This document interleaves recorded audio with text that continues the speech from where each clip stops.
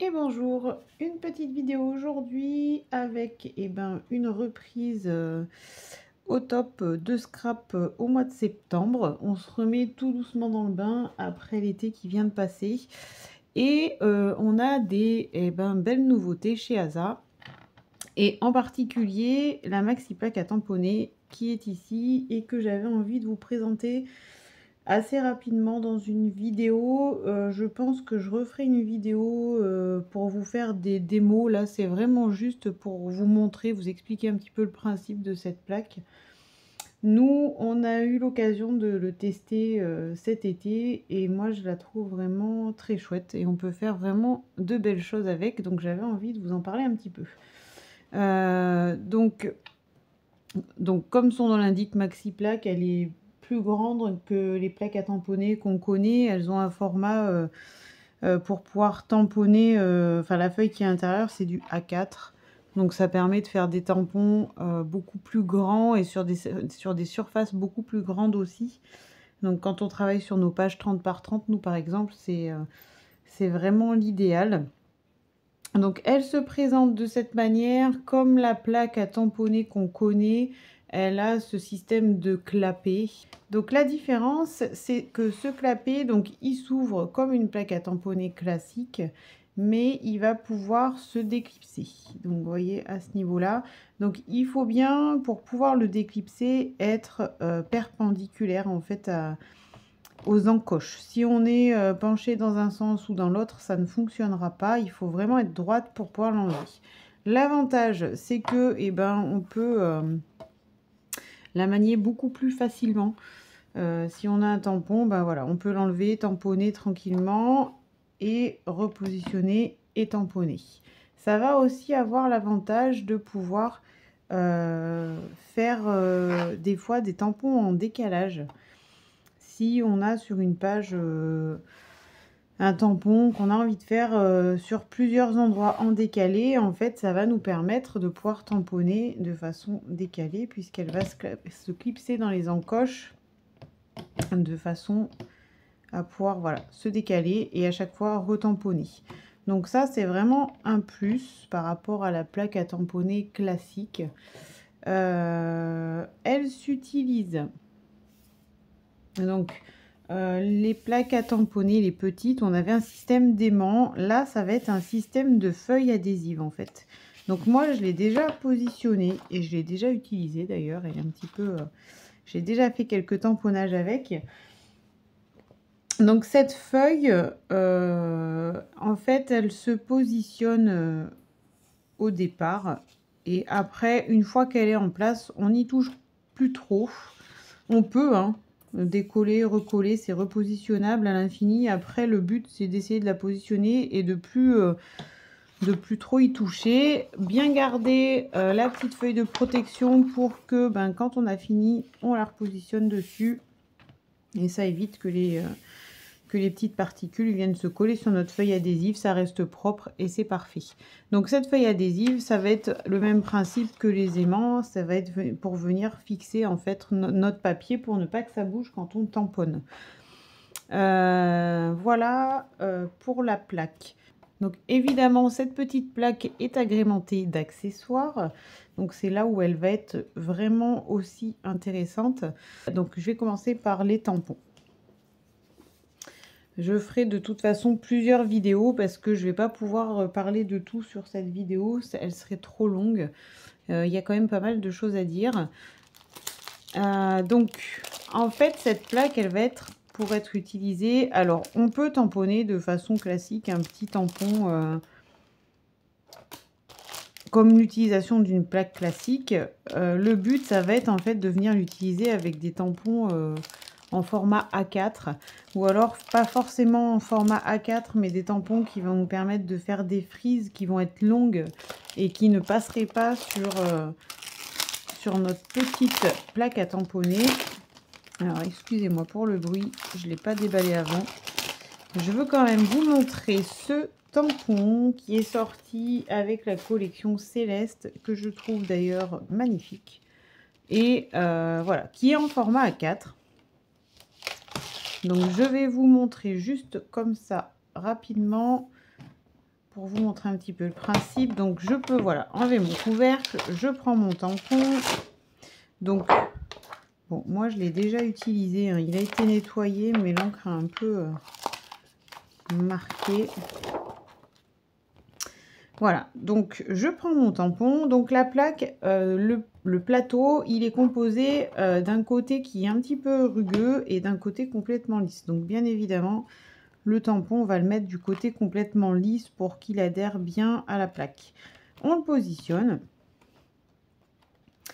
Et là, on vient appuyer. La seule chose à faire attention pour pas avoir de surprise quand on tamponne, c'est d'éviter les bulles d'air. Donc si vous voyez que vous avez des grosses bulles d'air, bon là en l'occurrence moi je n'en ai pas, mais voilà, si c'est le cas, chassez-les bien parce que ça peut faire des marques au moment où on tamponne.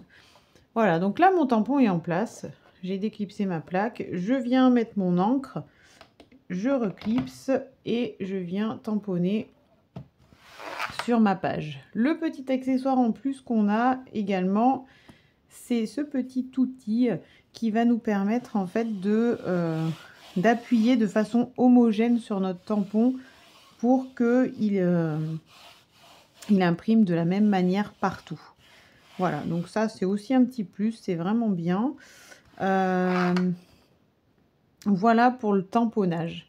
Je vais vous montrer juste quelques exemples pour vous montrer enfin, 2 pages que nous on a fait en tant qu'animatrice cet été avec notre équipe de TL qui nous avait préparé vraiment de super modèles. Donc voilà un exemple. Alors excusez-moi pour les post-it, mais c'est que donc il y a des visages sur ma page que je ne veux pas montrer, donc désolé pour les post-it. Voilà, donc cette page-là, en fait, on a utilisé un gabarit, mais avant de faire notre découpe avec nos photos, nos papiers, on a tamponné en fait le tampon en fond de page. Donc voilà ce que ça peut donner. Moi, je trouve que l'effet est vraiment, vraiment sympa. On a retravaillé en plus les petites feuilles avec du Ganzai Tambi, donc vraiment, ça donne quelque chose de vraiment sympa. L'avantage, c'est que là, voilà, on a tamponné en une seule fois sur notre page 30 par 30, puisque la taille de la plaque fait qu'on peut tamponner, et c'est le but tout d'un coup. Donc voilà, ça c'est une page plutôt simple, mais je trouve que pour le coup, il n'y a pas besoin de grand chose de plus parce que le tampon habille déjà très bien cette page. Autre petit exemple, alors ça c'est une page un petit peu plus complexe, modèle de Claudine Dutour, où on a en fait donc tamponné alors notre tampon sur notre page de fond. Donc qui est là, qu'on a en plus agrémenté de couleurs. Et à l'intérieur, quand on ouvre notre page, on l'a également tamponné sur notre feuillet. Donc c'était un travail de superposition qui était pas simple, mais voilà, le résultat est vraiment sympa aussi. Notre tampon prend toute la page. Voilà, 2 exemples. Alors évidemment, on peut faire plein d'autres choses. J'ai pas d'exemple là sous la main, mais on peut aussi, au lieu de tamponner directement sur la page, on peut décorer un papier uni, par exemple avec ce maxi tampon, et en faire un papier déco pour une page. C'est possible aussi, il y a vraiment plein de possibilités. Les motifs étant gros, on peut aussi les tamponner, les détourer pour décorer une page. J'ai vu des exemples aussi qui étaient vraiment sympas avec ça, avec ce feuillage découpé là. Voilà, qu'est-ce que je peux vous dire d'autre? Donc, je vais pas en parler dans cette vidéo, je vous en ferai une autre pour vous en parler. Elle est également... alors, je vais enlever mes pages de là. Hop. Elle est également livrée avec un outil, alors là, qui va en fait sortir de sa fonction de tamponnage. Ça va être en fait pour les gabarits textures. Donc les gabarits textures qui se présentent comme ça. Et donc là, juste rapidement, parce que je veux pas trop m'étaler, sinon la vidéo va être trop longue. En fait, je vais enlever ça. Sur notre plaque, on a deux petits picots là qui se trouvent là. Et en fait, sur les nouveaux gabarits texture qui vont sortir chez Asa maintenant, il y aura tout le temps deux petites encoches là. Voilà, avec un bord qui va nous permettre de les tenir. Donc ces petites encoches là, elles vont permettre de venir tenir le gabarit texture pour que quand on encre, et ben ça ne bouge pas. Évidemment, on enlève notre plaque adhésive, on colle notre papier ici qui adhère sur la plaque. Je vais vous montrer qu'un post-it. Imaginons que je veuille ancrer mon post-it, je le positionne. Voilà, je positionne mon gabarit texture et je peux ancrer. Le gabarit texture est tenu en plus par la feuille adhésive, le post-it également, et en plus par les deux petites encoches. Donc là, on est vraiment au top pour pouvoir ancrer notre décor. Donc ça, c'est la nouveauté. Donc sur les anciens gabarits texture, pour celles qui en ont et qui se disent que on ne pourra pas les utiliser, Asa a sorti des petits outils. Alors je vous avouerai que je ne les ai pas encore ouverts, je ne les ai pas encore utilisés, mais ça me paraît assez simple d'utilisation. C'est des petites ailettes. Excusez-moi pour le bruit. Voilà, donc des petites ailettes qui se présentent comme ça, qui vont avoir une partie adhésive ici, qui va nous permettre de venir coller en fait notre gabarit dessus. Et comme ça, après, on a nos deux petites encoches qui peuvent venir se fixer de la même manière. Voilà, donc ça va permettre de pouvoir utiliser nos anciens gabarits texture qui n'ont pas encore les encoches, puisque c'est tout nouveau. On pourra quand même les utiliser avec notre maxi plaque à tamponner. Ça, c'est une bonne nouvelle. L'outil ici, il va nous permettre. Donc, on pourrait se contenter de nos deux encoches là pour nos gabarits texture. Mais cet outil, en fait, il va nous permettre. Donc, lui, il vient se clipser sur les deux encoches. Et là, ici, on en a de nouveau deux sur lesquels on fixe les gabarits texture. Et en fait, celui-ci, il va nous permettre de pouvoir se décaler, puisque les trous qui sont ici vont permettre de s'adapter aux encoches qui sont ici. Donc si on a envie de faire un décalé avec nos gabarits texture, de mettre différentes couleurs, et ben ça va être possible. Notre papier restera fixé et c'est nous qui on viendra décaler en fait le gabarit en fonction de ce qu'on veut faire. Voilà, là c'est vraiment une présentation rapide. J'essaierai de faire une vidéo avec des démos, ça, je pense que ça parlera plus. Là, c'est vraiment une vidéo de présentation. Je vais pas trop m'étaler, je vais pas trop... C'est vraiment pour vous la montrer. Et puis, j'essaierai de faire une vidéo un peu, comme je vous disais, avec des exemples qui sera plus parlante. Et le dernier outil qui va aussi avec cette plaque et qui, là, pour le coup, est vraiment top. C'est l'outil rotatif qui est là. Donc cet outil rotatif, il va nous permettre en fait de pouvoir tamponner. Alors je vois que moi, elle était même mal nettoyée. De pouvoir tamponner de façon... Alors, je vais juste remettre mon petit cache pour pas abîmer ma feuille. Donc de pouvoir imprimer des motifs. Alors je vais le mettre, hop, de façon rotative. Je vais vous montrer des exemples, ça vous parlera plus parce que là j'ai pas... Donc là c'est pareil, je vais pas m'étaler, j'essaierai de vous faire des exemples. Je vais juste vous montrer une carte qu'on a fait aussi avec les animatrices cet été qui est vraiment chouette. Le but vraiment de cet outil, ça va être de venir positionner son tampon et en fait l'outil il va pouvoir tourner, voilà. Donc on entend le clip dès qu'on a un... Donc là voilà, on a des crans en fait qui nous permettent de...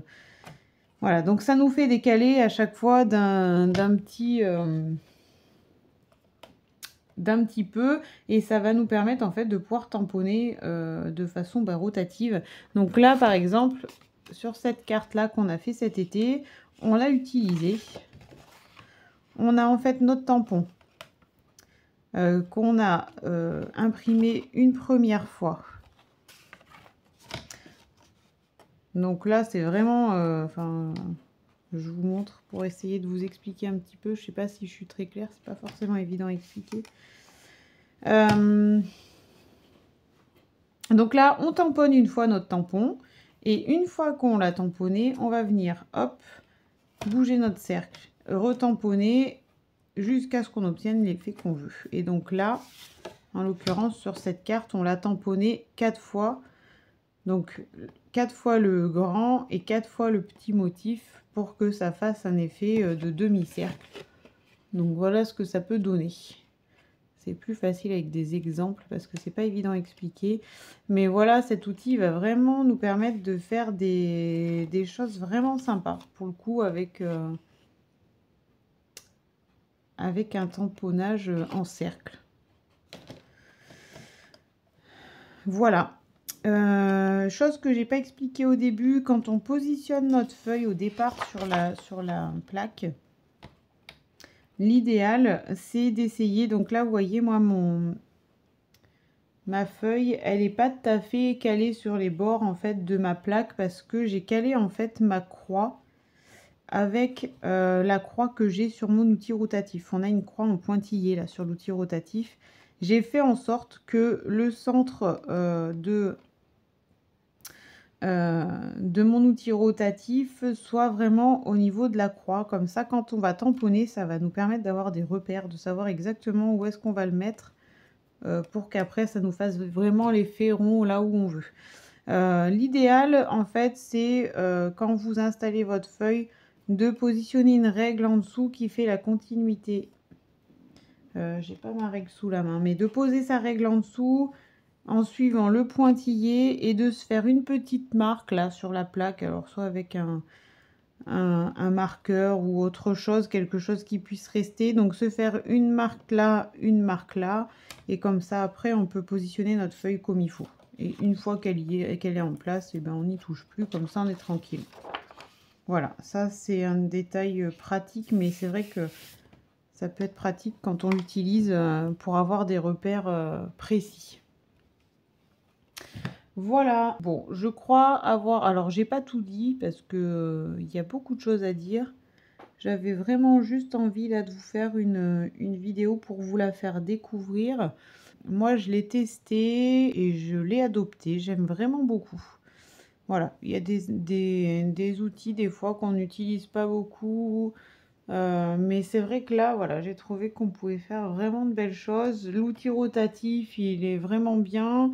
L'outil pour les gabarits textures, c'est vrai que les gabarits textures, souvent, on peine un peu à les fixer avec du scotch repositionnable. On peine un peu... là, ça bouge pas. C'est vraiment bien. Et puis, ça permet de tamponner des surfaces beaucoup plus grandes, d'utiliser des tampons qui sont plus grands. Et du coup, ça fait une petite nouveauté. Et je trouve vraiment ça top. Voilà. Je pense avoir à peu près tout dit. Je pense que j'ai oublié des choses peut-être. Mais de toute façon, si vous avez des questions, n'hésitez pas. J'essaierai de vous faire quand même une petite vidéo... de démonstration et surtout pour l'outil rotatif pour que vous ayez une vision parce que là voilà, expliquer comme ça c'est peut-être pas forcément évident à comprendre, mais voilà, en attendant si vous avez des questions n'hésitez pas et puis je vous dis à bientôt dans une prochaine vidéo. Bonne soirée.